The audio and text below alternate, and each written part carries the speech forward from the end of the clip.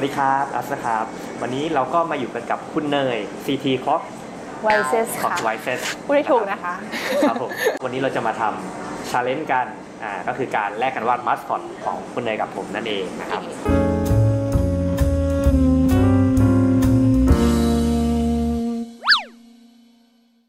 แลกกันวาดมาสคอตธรรมดาเนี่ยมันก็ไม่น่าสนใจใช่ไหม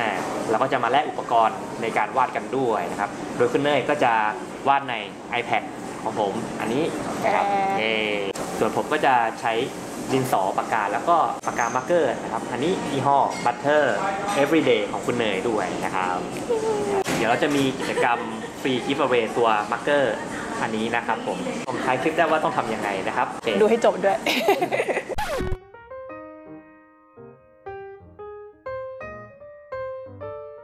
เริ่มต้นด้วยการร่างภาพด้วยดินสอ Prisma Color สีแดงก่อนนะครับที่ต้องใช้สีแดงเนี่ยก็เพราะว่าผมเองเป็นคนที่ร่างภาพค่อนข้างละเอียดนะครับถ้าเกิดใช้สีดำเนี่ยมันก็จะทำให้เส้นดูยุ่งเกินไปงานดูไม่ค่อยสะอาดนะครับแล้วก็เวลาลงสีมาร์กเกอร์ทับมันจะดูไม่ค่อยสวยครับร่างรอบแรกเสร็จก็จะได้ประมาณนี้นะครับจากนั้นผมก็จะใช้ดินสอกด 2B หัวเล็กๆเนี่ยครับเก็บรายละเอียดอีกรอบหนึ่งนะครับผมแล้วก็ก่อนที่จะลงสีจริงๆในกระดาษนะครับผมก็จะทำการเทสสีลงบนกระดาษก่อนพูดถึงแบรนด์นะครับก็อันนี้เป็นปากกาแอลกอฮอล์มาร์กเกอร์นะคะที่เนยตั้งใจทำมาเองแล้วก็เลือกสีมาสำหรับคนที่แบบเพิ่งเริ่มต้นในการระบายสีแอลกอฮอล์มาร์กเกอร์ค่ะเพราะว่าเนยเห็นว่าคือเหมือนกับในเพจเนยวาดรูปพวกแบบแอลกอฮอล์มาร์กเกอร์เยอะแล้วน้องชอบถามมาพี่คือมันแพงมากเลยหรือว่าอะไรประมาณว่าหนูเริ่มไงดีคะเนยก็เลยทำให้มันเป็นเหมือนแบรนด์ที่ราคาคนไทยเอื้อมถึงแล้วก็เลือกสีแล้วทุกอย่างมาแล้วไม่ต้องถามเลยว่าจะเอาเลือกสีอะไรก็แบบทำมาให้หมดแล้วเคล็ดลับในการเลือกสีมาร์กเกอร์ก็แนะนำว่าให้ใช้สีอ่อนๆก่อนนะคุณสมบัติอย่างหนึ่งของสีมาร์กเกอร์ก็คือเราสามารถทาทับจนกว่าจะได้เฉดสีที่ต้องการได้นะครับถ้าเกิดเราใช้สีเข้มแล้วพลาดเลยเนี่ยมันก็จะแก้ไขลำบากนั่นเองแล้วก็ข้อควรระวังในการลงสีมาร์กเกอร์นะครับคือสีมาร์กเกอร์เนี่ยเป็นสีที่แห้งค่อนข้างเร็วมากถ้าเกิดเราอยากจะลงสีให้เรียบเนี่ยควรจะรีบนิดนึงแล้วก็ควรจะคิดวางแผนไว้ก่อนว่าจะใช้สีอะไรบ้างนะครับไม่งั้นมันจะกลายเป็นการทาทับแล้วเนื้อสีมันก็จะดูไม่เป็นเนื้อเดียวกันนั่นเอง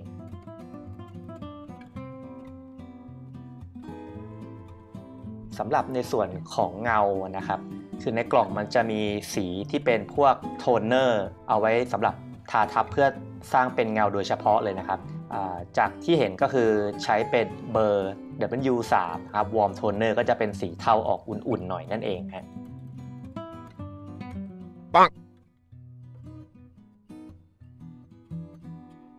คือจริงๆมันก็คล้ายๆกับแอลกอฮอล์มาร์กเกอร์ทั่วไปวิธีการโดยง่ายๆเลยก็คือใช้ไอตัว colorless blender มาทำให้สีมันอ่อนลงเวลาที่ระบายลงไปแล้วก็ใช้อันนี้ทับแต่ข้อควรระวังก็คือถ้าใช้เยอะไปมันอาจจะเป็นคราบได้นะคะก็ให้เหมือนกับไม่ต้องระบายหลายชั้นมากใช้ผสมให้มันอ่อนลงใช่จะเหมือนลด opacity อะไรอย่างนี้มากกว่าใช่หรือว่าทำเป็นพวกเอฟเฟกต์ประมาณว่าสมมติว่าระบายสีไปสีนึงแล้วก็เอาอันนั้นมาแต้มมันก็จะกลายเป็นเหมือนกับจุดๆคาบๆของขาเดี๋ยวลองเล่นดูก็ได้ครับซึ่งในตัวสินค้านี้นะคะเดี๋ยวก็จะมาพร้อมกับ instruction นะคะให้เพื่อนๆได้ใช้กันค่ะแล้วอันนี้มันไม่เห็นมีเลยครับเฉพาะคนที่ซื้อครับโอเคครับกลับมาต่อกับภาพวาดของเรากันนะครับในส่วนนี้ก็จะเป็นการเก็บรายละเอียดละนะครับซึ่งสีมาร์กเกอร์เนี่ยเราสามารถใช้ร่วมกับดินสอหรือว่าหมึกเนี่ยเพื่อที่จะเก็บรายละเอียดเล็กๆน้อยๆได้นะครับในตัวอย่างนี้ก็จะใช้เป็นดินสอสีแดงเนี่ยสานเส้นเพื่อสร้างเป็นรอยแก้มแดงๆนะครับแล้วก็จะตัดเส้นด้วยปากกาปิกมาหัวเบอร์ 02 นะครับผม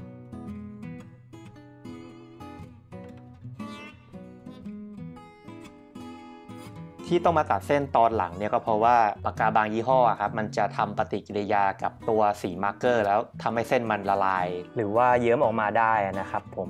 ก็อยากจะให้ระวังตรงจุดนี้กันด้วยนะครับ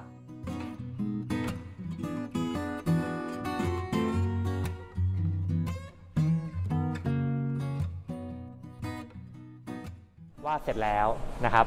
อันนี้ก็เป็นรูปสุดท้ายนี่ประมาณนี้ เย้เหมือนไหมตัวจริงน่ารักกว่าปัดพูดความรู้สึกของการกลับมาใช้ตัว Analog Tool นิดนึงอะเวลาใช้พวก tool พวกนี้มันจะเหมือนกับอันดูไม่ได้อะถึงแม้ว่าตอนที่เราวาดเนี่ยก็จะมีการแบบแต่อันดูไปบ้างมีซูมบ้างอะไรอย่างนี้พอเป็น Analog เนี่ยมันต้องคิดอย่างถี่ถ้วนก่อนแล้วก็ถึงค่อยลงมือทำนะเพราะมันแก้ลำบากแล้วก็ข้อดีอย่างหนึ่งก็คือเราจะได้แบบรูปรสกลิ่นเสียงมีความฟินในแบบของอาร์ติสต์นะคะใช่เพราะว่าปากกามาร์กเกอร์เนี่ยมันเป็นแอลกอฮอล์ใช่ไหมมันก็จะหอมๆหน่อยเวลาลงสีนะครับไม่รู้ทุกคนจะคิดเหมือนกันหรือเปล่าประเด็นสำหรับในส่วนของกิจกรรม Giveaway นะครับคนที่สนใจอยากจะร่วมกิจกรรมกับทาง Butter Everyday นะครับก็สามารถอ่าน description ได้ข้างล่างนะครับผมใครอยากจะเห็นรูปมัสคอตของผมในเวอร์ชันที่คุณเนยวาดนะครับก็สามารถติดตามได้ที่ช่อง CT Clockwork Clockwork โอเคนะครับก็เดี๋ยวจะขึ้นเป็นลิงก์ไว้ให้แล้วกันนะครับพิมพ์ยากเลยเกิน สำหรับวันนี้ลากันไปก่อนนะครับสวัสดีครับบ๊ายบาย